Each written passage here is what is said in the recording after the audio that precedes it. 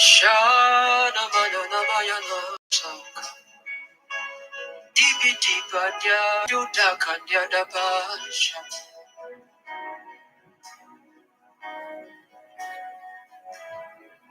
I'll put you in front of my melody. You are all that matters. You are all that matters. I'll make room for two. All right. You and I, Jesus. Yeah.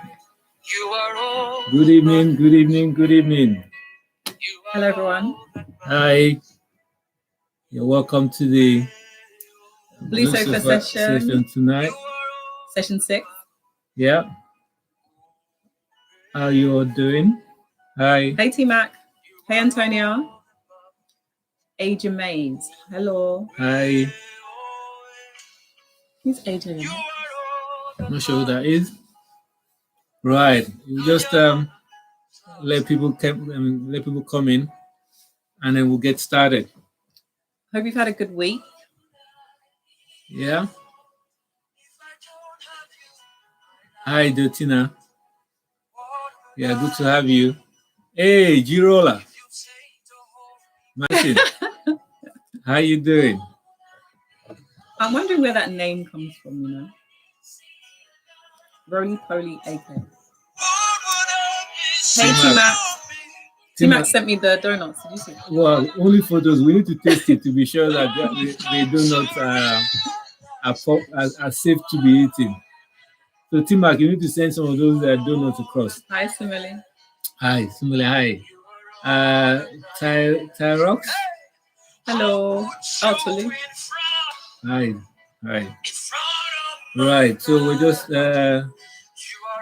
waiting for a few more people to join in, and we'll get started. Okay. Right. Okay. I think we're just going to get started. Others will jump in a little while. Okay. Right. So good evening to you all. We really appreciate you guys joining us weekly on this broadcast. Yeah, thanks for listening. Thanks for watching. Yeah. Thanks for engaging. Right. Someone said that's T-Mac. Yeah, T-Mac. Right, T-Mac. That I can come and get the donut if you like. Put it in front of your door. I'll pick it up just to be sure that it's safe. Hey, Kunle. Hi, Bome. Hi. Welcome. Hi. Okay. All right. Hi, Sister Amide. Hi, Sister Emisi. Okay, so this is the time that you say all the highs so that we don't have to say it in between the session.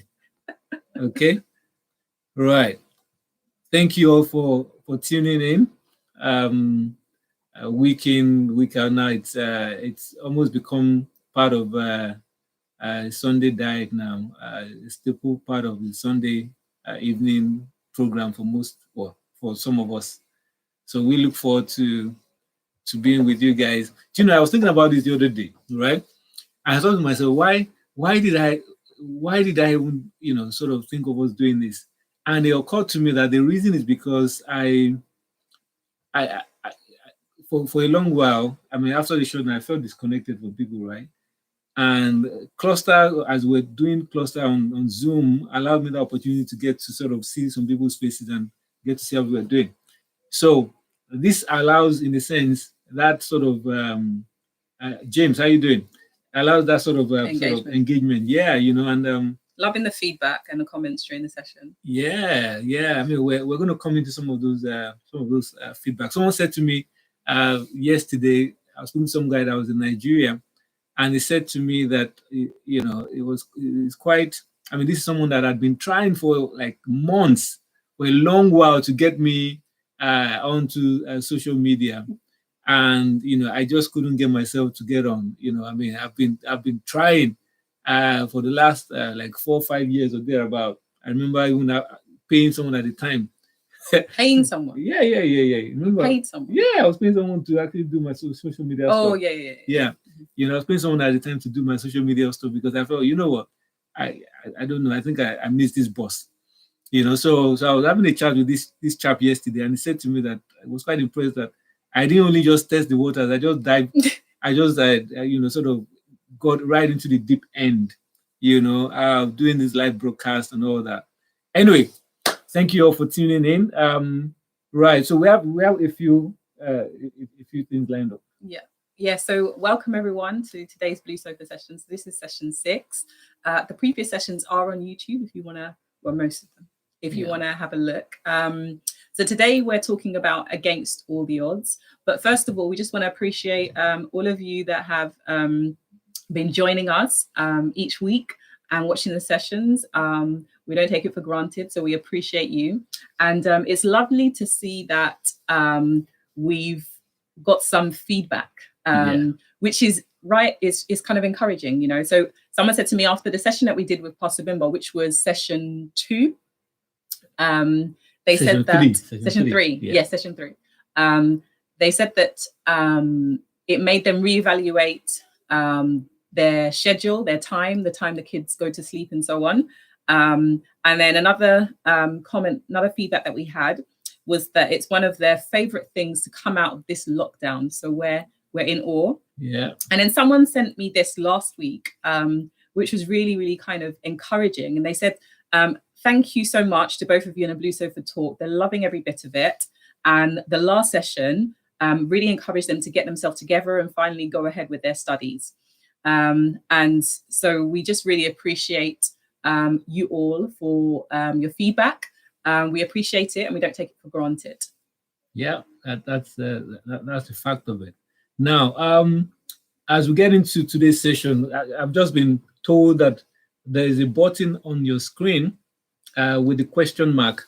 So in order for us to be able to keep focus in the conversations, if you click on that button, the question mark button, and put the questions across, it would. I think we'll be able to track the questions more easily. Yeah, that would really help. And those, so we don't miss it. Those that are on YouTube as well, please, you could put your questions in, so that we can track the questions and attend to them, and please like the, click on the like buttons and share it so that, we can have more people. I can't even believe I'm the one saying this, but just like it.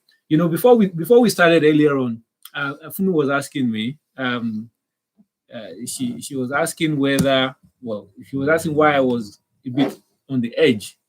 And the reality of the matter is that I don't even know why I was on the edge. But thinking about it now, I think it's because I feel a bit tensed leading up to this particular episode. I don't know why. So we'll see how it goes. I'm actually excited within me. I'm hoping that this would actually be another really, really good session. So your engagement, your feedback, your questions will really help us have this session. One of the things for me about the Blue Sofa, I tell you what, is the fact that I'm not sure whether I've mentioned this to you guys before, but when we had Daniel, our son, going on 9 years ago now, we went for the registration of birth, and the registrar that we met said to us, asked for our vocation, and my wife said, well, she's a scientist, and I said, I'm a pastor, and the gentleman was quite intrigued by that combination, and that's one of the things that we bring to the Blue Sofa. So coming up to today's session now, where we're talking about against the odds, but more on the lighter note, talking about the comment made by Donald Trump about President Trump, about the pastors in America going back to church, allowing them to go back to start preaching. So yesterday, I guess before I go to what happened yesterday, the reason why I mentioned the difference between my wife and I is that I'm usually I lean more on the faith dimension, and she leans more on the practical side of things. There has to be logic to it, So this is one of those conversations that I think we're going to try and find a balance in terms of okay, the faith dimension of, okay, how should a pastor respond to this situation right now that calls for one of the practical response, right? So yesterday I spoke to someone in America, kind of pulling the person's leg and asked the question whether the person will return back to church, given that the president has now told them to go back to church. And the gentleman said to me that, well, he's not going back, he's not going back, at least not as yet. That people have started going back already, but for him, he's not going back. So I want to find out from you guys if the leader, let's say for those that are in the UK, if Prime Minister Boris Johnson said to go back to church next week Sunday now, how many of you guys will go back to church? So let me just see your feedback on that. How many people? Yes or no? Yes or no? How many people will go back to church? Are you going to church on Sunday if Boris says churches are open, people go back to church? I was looking at absolutely, okay. I was looking at the that actual thing, and what Boris said is that they're essential workers. That basically the church is like an essential place, and that how can abortion clinics and liquor stores be open, but the church is closed. Yeah. And I think that it's true that it's an essential service because church has been going on regardless of church not being there. Look, I'm like, some people are saying no, they ain't going. Depends if social distancing is observed. That's true. And there's a point about that. We'll come to that. But anyway, you're making a point about that that church is essential, and it is essential. And I think people recognize it's essential. But then the question is, do you have to be in the building, or is online not enough? But is it doing, I guess, enough with what we have available? Yeah. Now, I mean, it's definitely a very essential service. I do agree with that. But think about it this way as well. I think you sent an article to me earlier on about a church that has a capacity of 1,300, right? And given that, to observe social distancing, the capacity of that church has now to reduce to 10% of that. So a church with a seating capacity of 1,300 would only be able to seat about 130 people on a Sunday. That's even, I think that was, what was it? They were doing 2 services. As well. Okay. So what that would then mean, though, that the 130 people will be per service, though. Probably. Yeah. So, I mean, and let's weigh that against the fact that a church in America, another church in America, and I'll talk about the church in the UK here, where since the lockdown, someone talk about the church that opened its doors to Muslims. Yeah. Anyway, so since the lockdown in America, one of the churches, the online presence, people that subscribe to their channel, has gone up to 1 million people, right? Now, and that's not the only beautiful thing about that. That same church now weekly has about 1,000 people saved. Wow. Now, these are things that will not happen if the church gathered together in the place, if they were just in the building.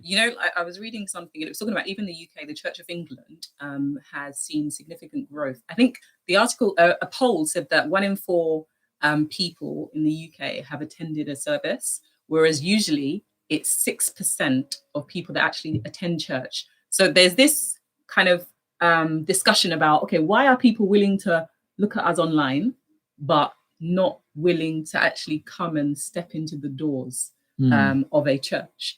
And I think the other thing is that, in the UK, they're making plans. So there is like a task force which is working on how churches of residence, places of worship can reopen with social distancing, with one way in, one way out, no singing, Holy Communion. Passing the offering basket. No passing of the offering basket. But if only 10% of your attendees can actually be in a service, how are you going to manage that? Because if you think about it, unless you're going to have like 10 services a day, that's not really going to work. But also, if I want to go to 9 o'clock service, why can't I go to 9 o'clock service? And so they're thinking about ticketing, church services, or registering online. I think in South Korea, you have to register online to attend church. Yeah. Someone said it on YouTube that it's about the convenience. And I do agree that it's really about the convenience of it. I think another mind-blowing example is that in the UK, over the Easter period, I was told that a Church of England, imagine this. I don't think this has ever happened. A Church of England parish actually had about 400,000 people stream their service live. Now, wow.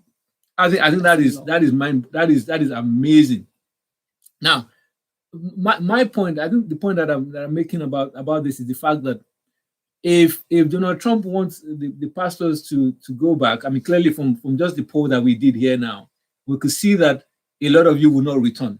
Some said yes, and then you're querying, where's your faith if you won't return to church? Yeah, but the thing is, and this is the question we're asking: is this a question about faith, or is just wisdom?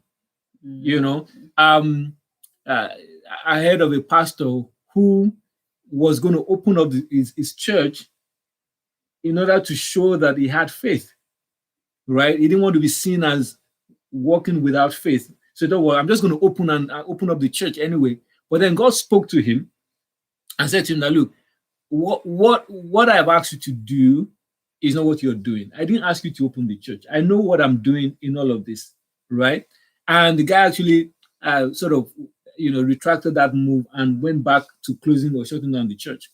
Now, someone earlier on said it's a bit of both. They'll go for wisdom. They'll rather go for wisdom. But I think it has to be both. It has to be both in the sense that faith in what God told you as a pastor, right? And by that could be. You said you mentioned the example of the pastor in Cameroon, right? The pastor in Cameroon who said he had, it was going to pray for people to get healed of. He did. He did pray for people. He prayed for people to get healed of COVID-19. But then what happened to him? He died of COVID-19. What? Yeah, died of COVID-19. And of course, there's also the other story on the internet about the pastor in America who had the same sort of experience, quite unfortunately.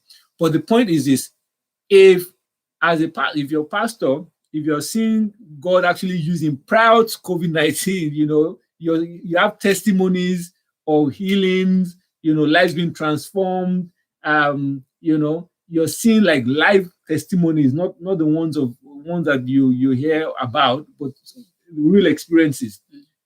He's not a make-up, he's not making it up. I'm inclined to want to believe that. Yeah. Not just because if in your congregation there are still people dealing with common cold, right? If people are dealing with common cold, and we're not seeing them healed before COVID-19, how are we going to rely on the pastor's faith in that sort of scenario? So I would be a bit more careful in terms of how to respond. It would always be, what did God tell you? In fact, I think that it's not a lack of faith if you decide to act out in wisdom. Like Pastor Lance said the other day, it is for him as a medical doctor, it's about weighing those two and looking at the fact that, look, it's a case of the government have said we should do this, but in Trump's case now, he's sending them back to church. Does that then mean that in another 2 months, he could then order them to be closed again? Because if you can send them back, you can recall them, right? Yeah, but I think he's just saying, because I think it's down to each state's governor to determine whether churches can open or not. And some have allowed churches to open, but some haven't. So he's calling everyone to, and he said it, I think he said it on Friday, that on Sunday they should open. But I think with this, like with church, it takes planning. because even for schools, they gave them however many weeks notice so that they can get things in place so that they can ensure that when the children come back, it's safe.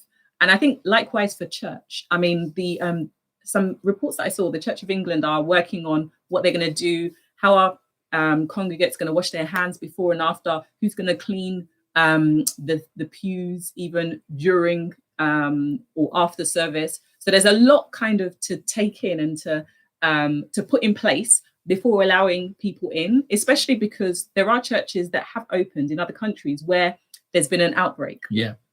And COVID-19 has spread because of the congregation, people congregating in the church. But I think that one of the challenges, how can you ensure the fellowship of people online? Because it can be difficult to ensure engagement, ensure fellowship, that part of the church, when it's just online. Okay. Someone said I could be wrong, but I feel that announcement is political. Okay. I think a few people have said that they think Trump is basically scouting for votes. Yeah, but I mean, I don't think I can comment on that because I don't know his motives for that. Now, before we go on to, okay, someone said motive behind. Similar point. Yeah, before we go on to the main conversation for today, I thought about this some more as well. This church opening or church closing. And I realized that it's interesting because the churches clamoring to open up are more of the older generation churches that are more likely to be vulnerable to COVID-19 in terms of the congregation sort of demography, right? And they are the ones clamoring to have the churches open. But the younger generations that have already adopted online, church meetings, YouTube, Instagram, they are fine. Even though they are the ones that are more vibrant, they are the ones that, are less vulnerable, but they're just fine and they're growing their churches in that way, So could it then be that it is one of those conversations about not wanting to change and be stuck with the past as opposed to embracing something new? That's true. Because if you think about it, nobody likes change. Nobody likes change. But for where we are now, in fact, the fact that we are actually online, as in Funmi and I online now, is because because of COVID. Yeah, well, in a sense, we had to be dragged along and just sort of brought into this new way of doing things. Pretty much, I am of the view that the church would never remain the same. It's not. Someone said the church has left the building. Indeed, a long time ago. We just didn't realize it. We're only just catching up. That the church has left the building. All right. So that is the end. Well, we're kind of there's a few questions. Let's see whether it relates to this. The science should lead to whether we go back or not. Okay. And logic versus faith would be on that. Oh yeah. yeah. No, that's pretty much right. Thanks for using that. The question mark. So if you want to ask a question, please use the question mark icon button. Yeah. Because I think it helps collate the questions easier. Yeah. Okay. So we said we're going to talk about. You probably would have observed now that there in a sense 2 dimensions to the blue sofa. We'll try to have conversations about things that are relevant, things that are in the news, pretty much because we want to be able to relate in that way and get people's views on that. Real talk, exactly, and get God's mind on it. But then we also have the opportunity to also share in terms of certain thoughts or ideas to sort of encourage each other pretty much, and that is one of the things that people have said, come back to us to say, well, they're encouraged by the conversations that we're having on the blue sofa, So today we're talking about against all odds. So we introduced that conversation last week, And we said we'll talk about 3 people whose lives, I mean, there are countless number of people that one could talk about. But what we're trying to celebrate, or what we're trying to get to, is that place whereby we want everyone here to leave today feeling that they can face their fears, overcome their challenges, that there's nothing in the way to their goals that should be able to stop them. You know, I heard this quote, or I read this quote actually earlier in the week. And I think it's actually a good way to introduce what we're talking about now. So the quote goes like this: it says, virtually all limitations are self-imposed. Right? Virtually all limitations are self-imposed. Now we're talking about against all odds. Now, having said that, I want to invite some feedback or some comment on that statement. That statement, yeah. Do you agree that all limitations are self-imposed, or do you think only some are? And if you think some, what sort of limitations are not self-imposed? It will be good to hear, feedback on YouTube, on Instagram as well. Your thoughts, please. So do you think that all limitations are self-imposed? Or do you think they're all kind of, I don't know, environmental or also? Hey, Michael, how you doing? That's my brother right there. I don't know. I mean, some things are environmental, aren't they? Okay. Right. That's your view. Someone said no. Right. No. What do you mean by no? No, they're not self-imposed, or... Yeah, I'm guessing it's no, they're not. It depends on the situation. Yeah. Okay. Someone said yes, they are. Lockdown isn't self-imposed. Okay. But what you do with lockdown? Okay. No, a mix of both. Okay. No. Right. Hi, Thaddeus. Good evening. Yeah. So they are not all self-imposed. Okay. All right. Any other thoughts? It seems like everybody seems to have that or all that view. They're right? Not all self-imposed. No, a mix of both. So if you said a mix of both, and some said no, they're not all self-imposed. Okay.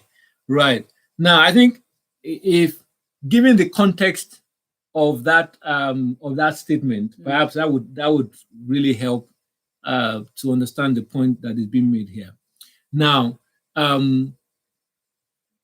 by limitations, we're not talking about just physical things that are holding you back, right? We're talking about in terms of the mind, right?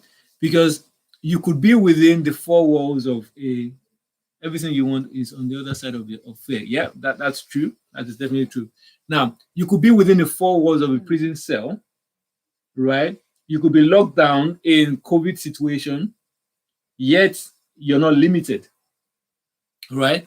You could have a physical ailment, yet you're not limited, right?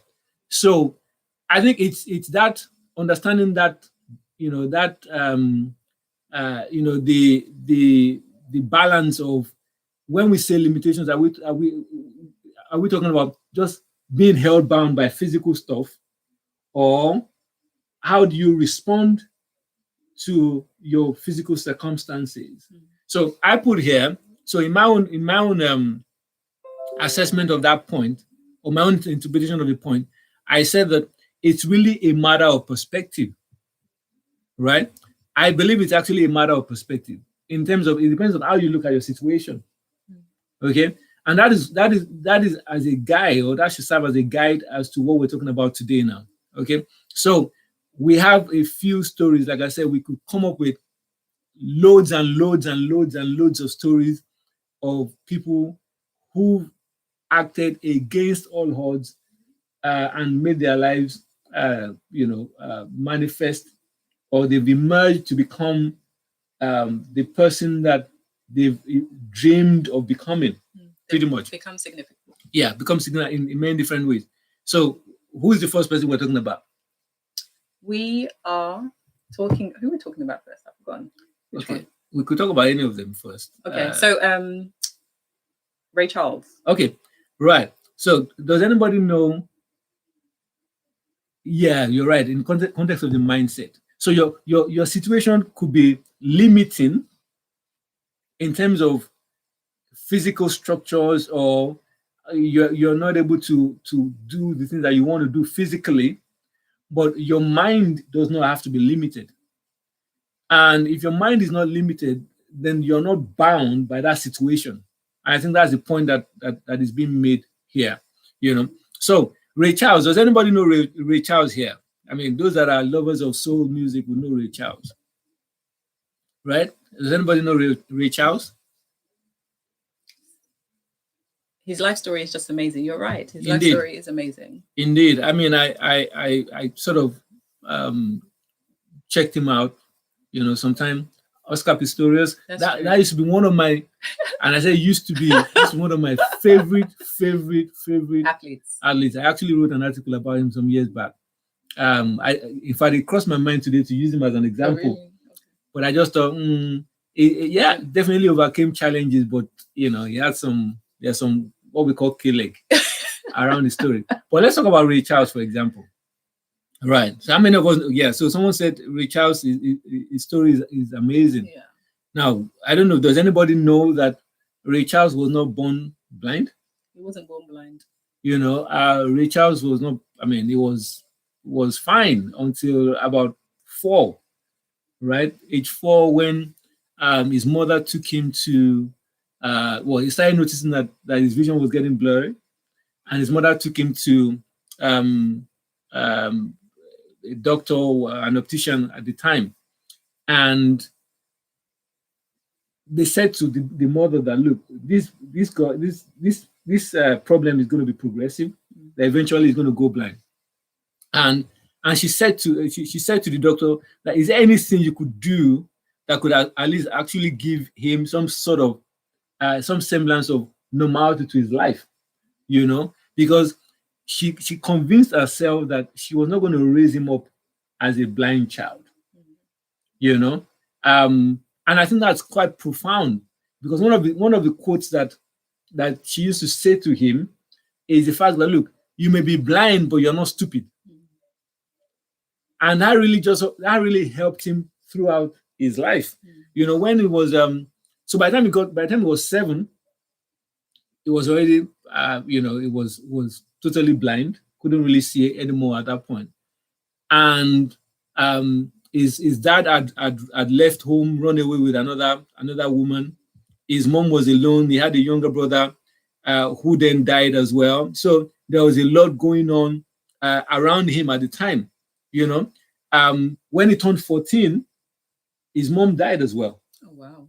Oh, yeah. When he turned 14, his mom died. So, I mean, there were many odds stacked against him. At 16, he moved to Orlando, Florida, where he was pretty much on borderline poverty, as in there were days that he would go without food. But at this point, he had started to play, sort of the piano, and he had sort of dabbled into music, and that is how he began to work on himself. So in his mind, even though he had a physical limitation, right, but in his mind, he could actually see himself, overcoming that, And I mean, there's a movie about the story. I think T-Mac mentioned that. That's right, Ray. Yeah, I think the movie was set. I think it was 2001 or 2002. Amazing movie actually. Well, I only saw the preview. I'm going to actually go and watch it. But here is the point: how do you take a 4-year-old who became blind at 7 and teach him to play such? I mean, I that have my 2020 vision and all that. It's not 2020 though. Well, no comment. Yeah. Well, she's saying it's not 2020 because I don't have 2020. Well, I have 18. I can see well enough. Yeah. But anyway, I have clear vision, but I can't play. Yeah. you know. But is that because he set his mind that this limitation would not be an obstacle to his destiny? Well, his mum set that in him, didn't she? Yeah, but how many of us have our moms try to encourage us, but we continue to be held back by our own self-belief and limitations of the mind? Yeah, that's true. You know, so because keep in mind that the mom died when he was 14. Yeah. So he could well have just carried on. He had a valid reason, right, to pity himself. I mean, by human standard. Yeah. I mean, he had every reason to just wallow in self-pity, but he chose to overcome his limitations. And I think that's one really good example right there. I'm not going to spend too much time on that. There is another story that we're going to talk about. Yeah, I think you got that one. Okay. So Madam C.J. Walker. So I don't know if you know Madam C.J. Walker. There's a program, a series. It's a short series on Netflix, which tells her story. Kind of in further reading, I realized that some bits were not necessarily. But does anybody know her? In real life, but so does anyone know Madam C.J. Walker? She was a millionaire in America. I think she's noted as the first. Not just the millionaire. She was the first Black African millionaire in America. Yeah, and these are the times of the 1900s, early 1900s. And she was a millionaire. I did not know that there were such, kind of entrepreneur and people willing to kind of go out of their comfort zone and make a difference. In America during that time, amidst the not slavery, but like the segregation and the racism and so on. Despite all of that, she was able to make a name for herself, make a business that was very profitable, employ other people. So if you haven't watched it, please do watch it, read about her, because she's just amazing. So she developed a hair care regimen, which was for Black people. So it's for African Americans in that season. And she made a lot of money by doing it. She employed a lot of people by doing it. She empowered a lot of women by doing it. She also invested a lot in different organizations to empower Black people during that time. So it's such an amazing story. Yeah. I think one of the things that made the story quite a pick or a choice for this conversation is the fact that at I think about the age of 13, she ran away from home where she was living with her sister and brother-in-law. Because the brother-in-law was abusing her. So she ran away and got married to her first husband at the age of 14, actually, and I think her first husband died. Yeah, her first husband, she was a widow. Yeah. So by the age of, I think 18 or 20, she had a child and was a widow. Yeah. But then she went on to get married to two other times. Yeah. But the point is the fact that she had a dream from very early on, even though she was, serving as what we call housemaid or servants in the more privileged homes. She had a dream and she held on to that dream. That the circumstances of her life did not deter her, as a single mom, orphaned at a very young age, a victim of abuse, right? Black, a woman, she could still go on to become a very successful. One of the things about vision is that it's a whole lot easier to pursue a vision that you've seen somebody else achieve, because you have a template almost to aspire to. But to think about a Black African millionaire as a lady, there was no forerunner, there was nothing ahead of her.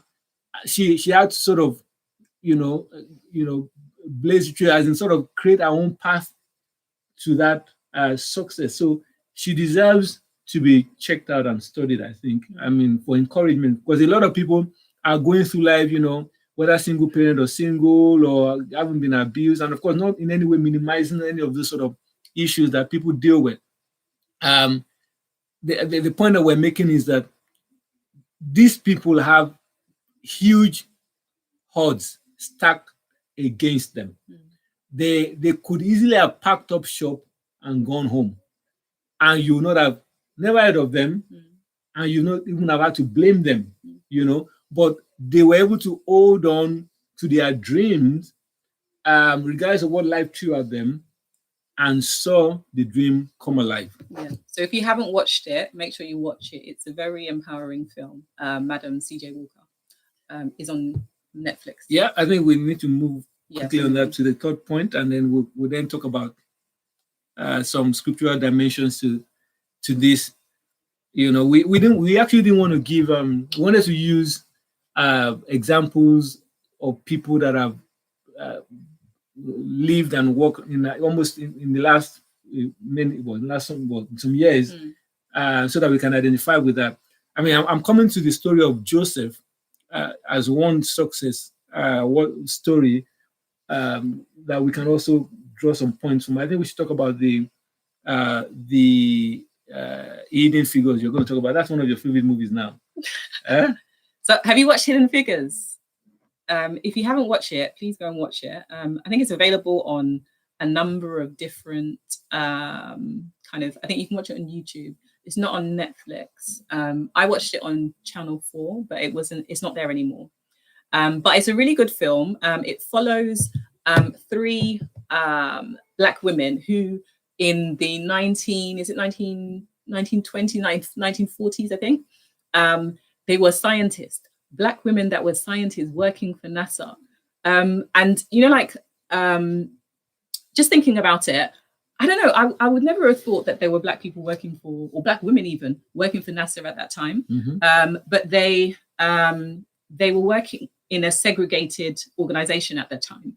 And it follows their lives. And you're just like, wow, these women made a difference, They really made a difference. They stood out, they had to undergo such prejudice, they had their own toilet and everything. But despite all of that, they were willing to continue to kind of work in that environment, pursue and make a difference. And one of the ladies made such a difference in the launch of one of the early rockets at the time. Yeah, one of the early rockets at the time. And it was such a significant difference that the astronaut basically wanted her to double check what the computer, which was meant to replace her, was doing. And it was like, wow, they had such a mind, mathematicians at such a young age. Yeah. She was so smart, and essentially the group of women, the Black women, they were essentially the computers. They were called the computers. That's right. Yeah. So kind of despite their disadvantage, they had to make sacrifices and so on. But despite that, they were able to push through, make a difference, make a name for them. And even now, I think she only died a few years ago, but there are memorials. There are memorials in place in America to recognize the input that they've had in American history and American space kind of industry. Yeah. Now, and what made us pick this particular one, apart from the fact that my wife could relate more, as they were scientists, she could relate more to that. Yeah, but it's the fact that they were so good that even though they were put down, made to work from the basement of the base where they were working, they could not ignore them because they were so good. Racism was rife, as in it was right there in your face, but they had to bring them up because they had solutions to real life problems. And for me, I just thought about the fact that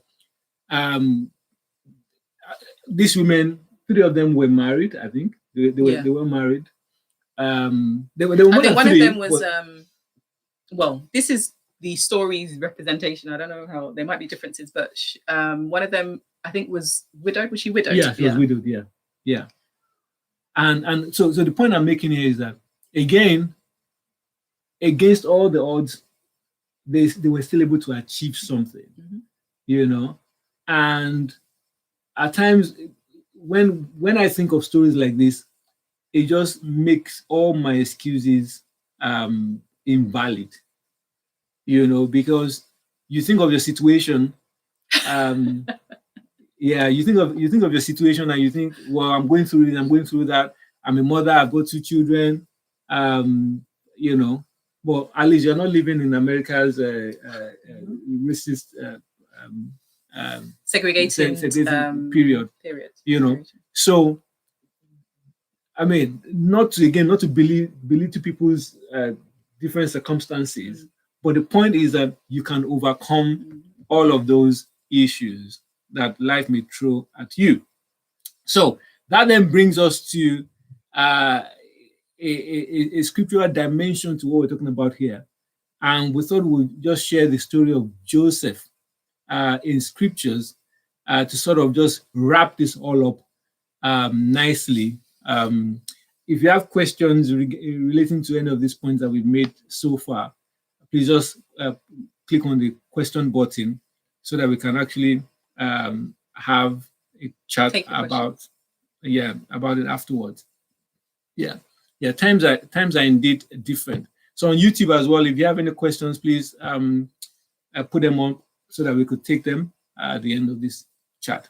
So in Genesis chapter 39, end of 39 to the beginning of Genesis chapter 40, I read from Genesis chapter 40 actually, verse 3. It says, and he put them in custody in the house of the captain of the guard, in the prison where Joseph was confined. The captain of the guard appointed Joseph to be with them, and he attended them. They continued for some time in custody. Now, that just to bring some sort of context to that scripture. I mean, a lot of us know the story about Joseph, how he was lied upon and imprisoned for what he didn't do. First of all, his own brothers, sold him out, tried to kill him, left him for dead, right? And as far as they were concerned, he was dead. Such betrayal, such bitterness, such disappointment. Then, of course, he went on to Egypt. His boss's wife lied on him, ended up in prison. Falsely imprisoned for all that. And then in prison, so now talk about odds being stacked against somebody. In prison, he was then now set apart because even though all the odds were stacked against him, he was able to distinguish himself nonetheless. And that's the point that I want to sort of pick here right now. So looking at this scripture, let's look at the scriptures. So in Genesis chapter 40, verse 3, there are 7 points that I want to sort of highlight here, and we've called the first point, there's an appointment in your confinement. There's an appointment in your confinement, right? And this is important because right now, I don't know about you, but I know that a lot of people are feeling confined, feeling like, wow, I don't know what it's going to look like at the end of the lockdown period or whatever. But Joseph here, right, was appointed to an office almost to take care of these two his fellow prisoners. Yeah.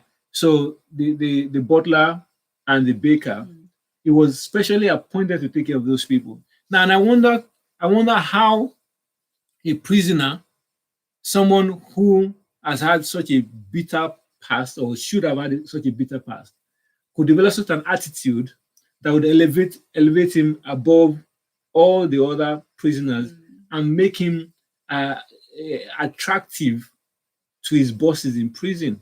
It must have taken a lot of shift in his attitude for him to have been able to achieve that, And the question to us is, what is our response to the situation that we find ourselves in? To our confinement. Our confinement, right? How do you respond? Are you responding, or out of fear now, or out of anger, frustration, not knowing, what is to come, or how are you responding to that? because it's how you respond to it that determines what you get out of it.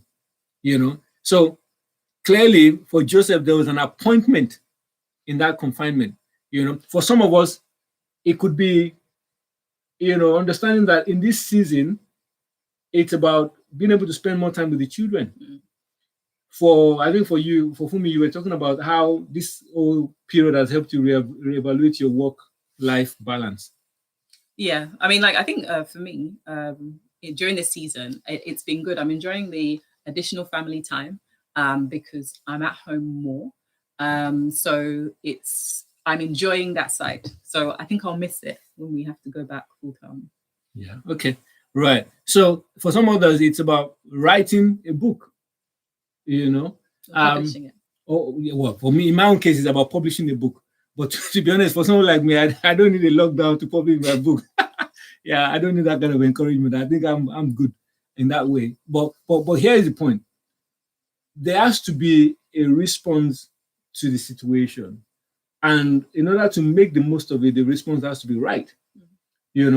So you want to be able to look back upon this confinement and say, well, in this season, so we now would look back and say, in this season, we broke the the social media phobia or whatever we call it, and definitely it was we broke it, So the question, so for you, what would that be? What would that opposition be that you say you've broken? Or 6 books from this lockdown. The truth is, I actually have two books that I'm sort of cooking, but I don't think they'll be written in this lockdown. For me to write, leave us. My wife has to allow me go away. I have to go to some island somewhere.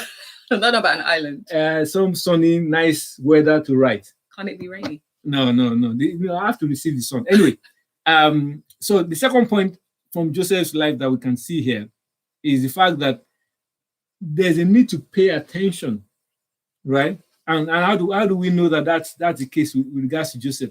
So it says in verse 4, says the captain of the guard appointed Joseph to be with them, and he attended to them. So for Joseph to actually have had any impact, he had to pay attention to the situation. Some of us are sleepwalking through this period, not really paying attention as to what's going on. Or Louisa, please put your question in and we'll take it. Yeah, we're sleepwalking through this period rather than taking time to reflect, to think, and to pay attention to what that is going on around us. Because it is in paying attention that you're able to see and to seize the opportunities that will be presented. Now, the other thing about this story, about Joseph's life, is that that's in verse 3. It says they continued for some time in custody. Now, I think this is profound because at times, and I think it's very reassuring, a lot of times we think our condition is permanent, but in reality, it's not permanent. There's no condition that is permanent.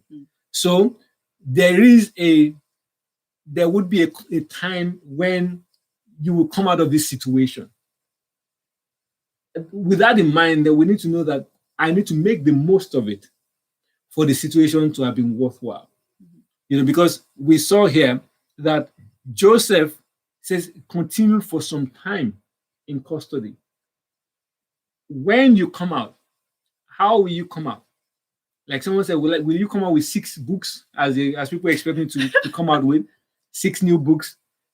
I could, but I'm actually focusing on a few other things that I'm going to come out with. But I'm definitely coming out with stuff, right? So you want to be sure to come out with something, right? The fourth point that I want to make, the time is actually jogging along. So in verse 7, I'm going to read very quickly. It says, when Joseph came to them in the morning, he saw that they were troubled. So he asked Pharaoh's officers who were with him in custody in his master's house, why are your faces downcast today? They said to him, we have had dreams and there is no one to interpret them. And Joseph said to them, do not interpretations belong to God? I'm going to run through very quickly some of the points that we came up with in terms of following up with this Joseph story. Number 4 point is that for you to make the most of this, the focus has to be off yourself, right? So Joseph was able to help these people because he became a problem solver. What problem can you solve at this time? It could be your wife's problem that you are solving. It could be your own problem. It could be your children's problem. It could be a problem at work that you're solving.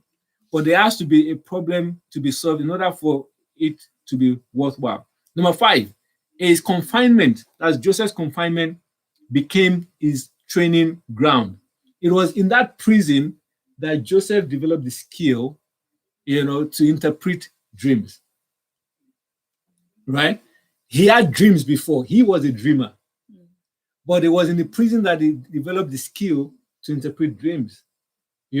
So there are some new skills that you pick up at this time, and you don't want to miss those opportunities as they present themselves. Number 6 is confinement became a humbling ground. How do I know that it was a humbling ground? Before now, Joseph was the guy that would tell you, look, I had a dream, everybody here will be serving me. But when the guys had a dream, rather than him saying, come, let me solve all your problems, he said to them, look, it is God that will give interpretation to your dreams. Okay? So that for me is humbling in the sense of somebody that had a chip on his shoulder before. Life has showed him some lessons. Now it's humbled him and is able to see God through all of that. Last point, and number 7, is confinement also became a praying ground. And for a person to say that interpretation belongs to God, it tells me that there's a reliance on God that otherwise was not there before.